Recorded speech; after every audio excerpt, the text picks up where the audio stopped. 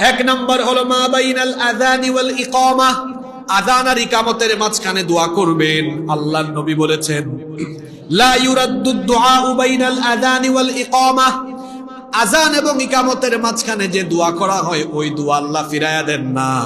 কিন্তু দুঃখজনক হলেও সত্য, আযান ইকামতের মাঝখানের সময়টা আমাদের বাংলাদেশের মুসলমানরা ভালোভাবে কাজে লাগাতে পারে না। দুই নাম্বার হলো দুবুরা কুল্লি সালাতিন মাকতুবা, প্রত্যেক ফরজ নামাজে বেশি বেশি দোয়া করবেন, দোয়া কবুল করবেন কে? আল্লাহ। তিন নাম্বার হলো সাজদার সময় দোয়া করবেন, কারণ আল্লাহর নবী বলেছেন আকরাবু মা ইয়াকুনুল আবদু মির রাব্বিহি ওয়া হুয়া সাজিদুন ফাআকথিরু ফীহি দুআ, বান্দা যখন সাজদায় লুটিয়ে পড়ে তখন সে তার রবের একেবারে নিকটবর্তী হয়ে যায়, কাছাকাছি চলে যায়। আল্লাহর নবী বলেছেন সুতরাং সাজদার সময় বেশি বেশি দোয়া করো। আল্লাহর নবী সাজদায় সব সময় একটা দোয়া করতেন, এই দোয়াটা আপনারা মুখস্থ করবেন। আল্লাহুম্মা গফিরলি যামবি কুল্লাহু দিক্কাহু ওয়া জিল্লাহু ওয়া আলানিয়াতাহু ওয়া সিররাহু ওয়া আউয়ালুহু ওয়া আখিরাহু।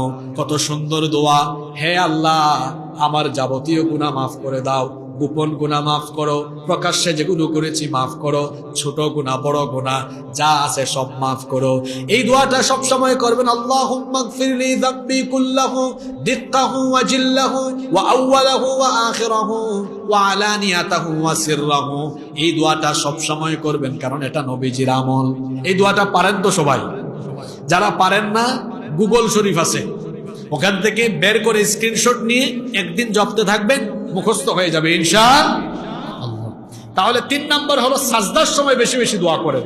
আপনারা তো সাজদায় অনেকে তাড়াহুড়া, কেউ কেউ রুকু সাজদায় এত দ্রুত মারে, দেখলে মনে হয় যেন ফিজিক্যাল এক্সারসাইজ চলে, নামাজ চলে না।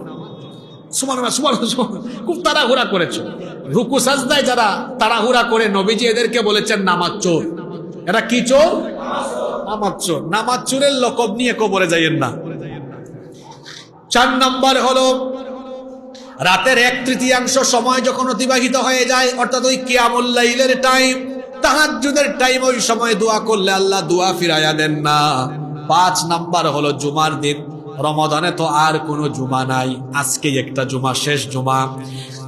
জুমার দিনে আল্লাহর নবী বলেছেন ইমাম বা খতিব সাহেব যখন মিম্বরে বসেন, মিম্বরে বসা থেকে নিয়ে নামাজে সালাম ফেরানোর আগ পর্যন্ত এই সময়ে দোয়া করলে দোয়া কবুল করেন কে?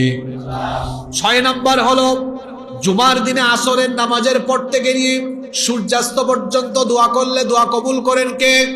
আজকের সময়টা কাজে লাগান। 7 নাম্বার হলো ইফতারের আগে, ইফতার সামনে নিয়ে রোজাদার ব্যক্তি যখন দোয়া করে তার দোয়া যিনি কবুল করে নেন তিনি কে?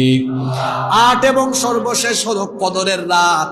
এই কদরের রাতে যেই ব্যক্তি ঈমান আর ইহতিসাবের সাথে আল্লাহর ইবাদতে মশগুল হয়ে আল্লাহর কাছে দোয়া করে, আল্লাহ ওই ব্যক্তির দোয়া ফিরাইয়া দেন না, আল্লাহ ওই ব্যক্তির অতীতের সবগুলো গুনাহ মাফ করে দেয়।